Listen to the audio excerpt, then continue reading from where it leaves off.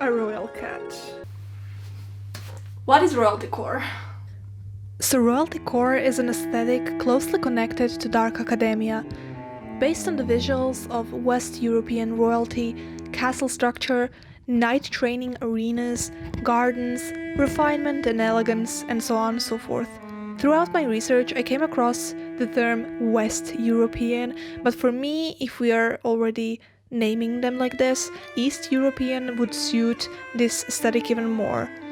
But whether it's West European or East European, that doesn't mean we should think only of white European royalty core.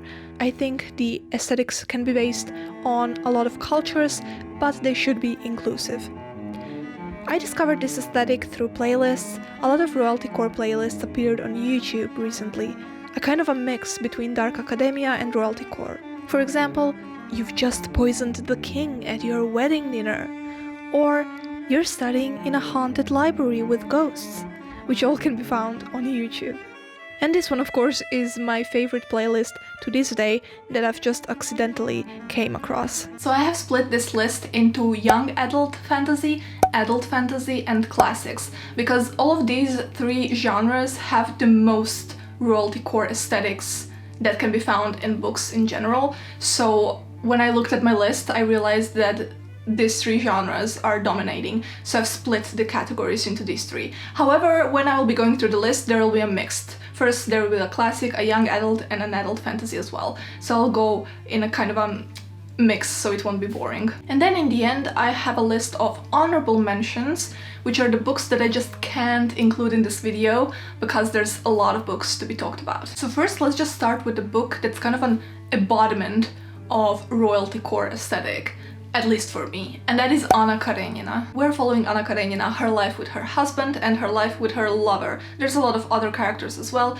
There's a lot of drama and courts and balls and cheating, you know, a lot of things, but it's all very, very royalty core aesthetic. Think of a Russian court drama. I will also say that the Keira Knightley movie was also well done, and it definitely expresses this royalty core aesthetics as well. So next up we have King of Scars, whose very cover exhumes the royalty core aesthetics. It's by Leigh Bardugo, of course, and I will talk about her later as well. So this is a young adult fantasy on this list, and it is following a king that is turning into a monster. And it is set in a land that also has a strong hierarchy, and where we can see these ranks and royalty kind of. Next up, Leigh Bardugo again. We have Six of Crows by her, and I will say the whole like duology and the trilogy that came before it, both of them are very, very royalty core for me, because they're happening in this East European inspired country with a lot of other countries within that have a strict hierarchy and the system and royalty. This one is following a band of thieves from different social classes as they're planning to infiltrate this other country. So the way Leigh Bardugo creates the atmosphere is very royalty core for me. That's why I am recommending this book, as well as The King of Scars, and as well as the Grisha trilogy. So next up we have a book that is dealing with the characters infiltrating the court in order to overthrow the government and the Dark Lord that is sitting on the throne. And it is The Final Empire by Brandon Sanderson. This is the first book in a trilogy. I only read the first one up until this point, but I can attest to it being very, very royalty core. So we have this court, we have the royalty, and a strong balance or a contrast between the royalty and the poor people. We have two main characters that are very morally ambiguous, the mentor-teacher or mentor-student type of relationship. This is definitely royalty core with a great magical system and a very inventive fantasy land. Next up we have a fairy royalty core, and it is The Wicked King by Holly Black. It is the second in a trilogy, and it is following our main protagonist, morally ambiguous protagonist, that joins up with the Wicked King, who is also morally ambiguous, was cruel turned wicked. Now this is following a lot of court drama, politics. It is very convoluted and very, very royal. So here everyone betrays everyone and everyone is basically evil, but we love them nonetheless. Next up we have a rich, brooding guy and an opinionated, intelligent woman meeting at a ball and then hating each other and then from enemies to lovers. It's Pride and Prejudice by Jane Austen, you already guessed it. This portrays romance and angst going hand in hand so well with the plot. I love it. In this you have carriages and marrying into a good family and balls basically, and it's very royalty core. Next up we have another young adult fantasy, and it is about different Londons with different courts and different rulers, and it is A Darker Shade of Magic by Leigh Schwab. This is the third book in the trilogy I'm holding, but basically I only read the first one and it is very royalty core. We have a secret object and a quest, but above all we have infiltrating of a masquerade and dancing with your enemy turned reluctant friend, which is definitely one of the titles of a royalty core playlist on YouTube, or it should be. So I know that this Western Eastern royalty sounds very wide, so here I have Cinder by Marissa Meyer. It is a futuristic China Cinderella retelling.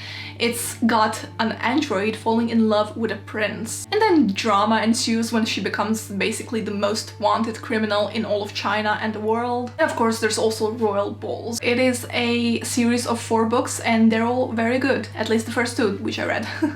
And then we have a book about pining for someone above your status, which is The Great Gatsby by F. Scott Fitzgerald. This is a kind of a modern take on the royalty core aesthetic, because it is the 20s in the America. But we can call it, at least I will call it royalty core, because it has the most extravagant balls that I've ever read about and watched in a movie. So I will say that The Great Gatsby is a modern take on the royalty core. Then we have a book about a spoiled rich kid falling for his best friend who is basically below his status, and it is The Gentleman's Guide to Vice and Virtue by Mackenzie Leigh. This is a young adult historical fiction about this trio who is basically traveling across Europe, and then they got into some trouble, and it's adventure and it's a quest and it's falling in love and it's angsty, and it is very royalty core. Next up we have an adult fantasy that I just read recently, and it is The Priory of the Orange Tree by Samantha Shannon. Here we have a court, a strict hierarchy, and dragons. We're following a maid falling for a queen, and this maid is actually a kick-ass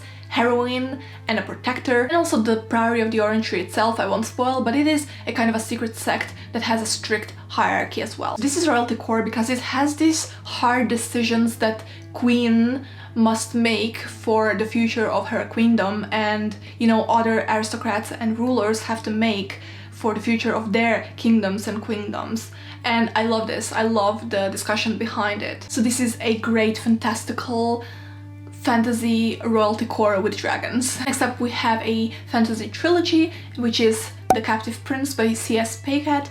This is a trilogy about 2 princes and 2 countries at war, and then one country kidnapped one prince and gave this prince as a slave to another prince, and then these 2 princes get together, slowly fall in love, and trying to stop the war between their 2 countries, while also trying to stay alive, because basically everyone wants to kill them. So in here we have a lot of court intrigues and politics, and the best dialogues that I've ever read. And lastly, a book that I didn't really consider to be royalty core, but then I found it on a list of books, of royalty core books, when I was like researching, and it was on it. And I'm currently reading it actually, and it is The Lord of the Rings. So this is royalty core because we have Aragorn, who has this kingly destiny. And we have many other kingdoms and countries and basically hierarchies and rulers, aristocrats. There's a brooding war, there's a quest, there's also a ring, you know? So at first I didn't really consider this to be royalty core, but then I remember that there's elves and their hierarchy is very like courtly and royal. So I will consider Lord of the Rings to be one of the like classics of royalty core, if that can be said. And now I just want to go through some honorable mentions that just didn't fit into the video. First I'll mention The Interview with the Vampire by Anne Rice. It's a book I haven't read, but it's been said to be royalty core. Then we have Phantom of the Opera by Gaston Leroux, which also I have not read. Next up is An Amber in the Ashes by Sabaa Tahir. Again, haven't read it, but it is on a lot of lists of royalty core literature. Then we have Dracula by Bram Stoker, which I have read and I can attest to it being very much royalty core. And lastly we have Shakespeare. Which Shakespeare work? All of them. Literally all of them are royalty core. And that will be it for the honorable mentions for this video. If you stuck with this video up until the end, thank you so much. And I would love to hear what your royalty core books are or should be on this list. Please comment down below if you have any ideas. And please subscribe to my channel if you haven't done so, and I'll see you in my next video. Bye!